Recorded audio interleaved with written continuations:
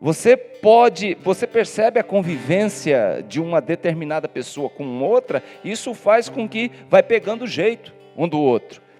Semelhança a Deus significa o que, pastor? A bondade de Deus, a santidade de Deus e a eternidade de Deus. Olha que interessante, quando você não tem a bondade, você não tem a santidade, você não alcança a eternidade de Deus. Quando você não tem a bondade de Deus, quando você não tem a santidade, que Deus diz, sede santo porque eu sou santo, quando você não tem isso, você se distancia, você não é nada parecido com Deus.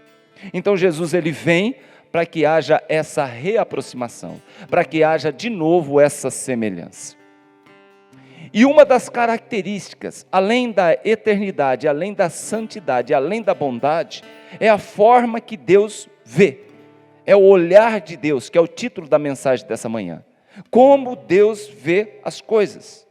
Como Deus vê as situações. Como Deus ele encara e como ele avalia as situações que surgem. Você já imaginou você ser parecido com Jesus Cristo? Em todos os aspectos, mas principalmente na forma que Cristo via as situações. Nós vemos hoje gente melancólica, triste, angustiada, perdida, sem rumo, não tem nada a ver com Cristo. Não tem nada a ver o jeito que Jesus olhava para as situações.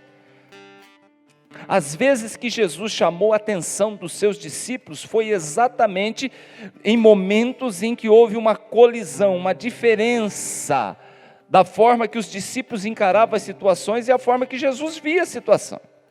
Não foi nenhuma e nem duas vezes que você pôde observar Jesus dizendo, chamando, dando uma bronca nos seus discípulos, dizendo, vocês não têm fé. Vocês não têm fé. Os discípulos, por exemplo, eles viam as situações de um determinado jeito. Eles estão vindo da Galileia, vindo para Jerusalém, eles têm que passar em Samaria. Só que lá em Samaria já era noite, eles precisavam dormir, Jesus precisava descansar, e não deram pousada para o Senhor Jesus lá em Samaria. E os discípulos chegam para Jesus, Senhor Jesus, olha a forma que os discípulos vê. O Senhor quer que nós rogamos ao céu para que desça fogo e consuma com todo mundo aqui em Samaria? E Jesus olha para aqueles discípulos assim... Que espírito sois vós? Que espírito sois vós? Ou seja, vocês estão encarando essa situação de uma forma, mas eu estou olhando de um outro jeito. A situação é crítica, não deram guarida, não deixaram a gente fazer um pernoite aqui, vocês estão olhando com ódio. Mas eu não vim para trazer a morte, eu vim para trazer a vida. Olha o jeito que olha. Muitas vezes a gente é atacado, muitas vezes a gente é confrontado com situações que a gente acaba desejando mal para aquela pessoa. Jesus não olha assim. Jesus não quer assim. Certo momento Jesus desce do monte, né? Foi o monte da transfiguração, onde Jesus teve um momento lindo com três discípulos ali. Ele desce lá embaixo, chega lá embaixo do monte, tem um pai desesperado com seu filho que está possesso, né? E ele diz, Senhor, cura meu filho, porque os seus discípulos não conseguiram. Jesus olha para aqueles discípulos e fala assim, geração incrédula e perversa, até quanto eu vou ter que suportar vocês? Porque Jesus encara aquela situação com misericórdia, ele encara a luta daquele pai para com aquela criança de um jeito, e os discípulos encaravam de uma outra forma. Por outro lado, Jesus está dizendo, se vocês não se preparar para encarar as situações difíceis, vocês não vão conseguir. E os discípulos, mas como que a gente fala? Jesus fala assim, tem coisas, meu irmão, que é só debaixo de jejum e oração.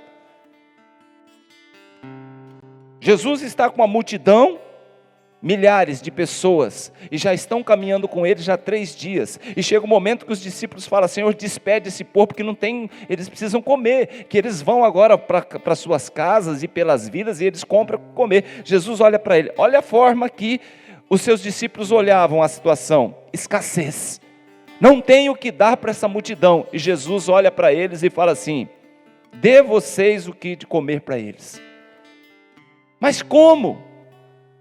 Então a forma que Jesus olhava e a forma que os discípulos, então às vezes que entraram em colisão, né, às vezes que foi da forma de olhar a situação, e era isso que eu queria trabalhar um pouquinho hoje com você, porque aquela geração passou, os discípulos morreram.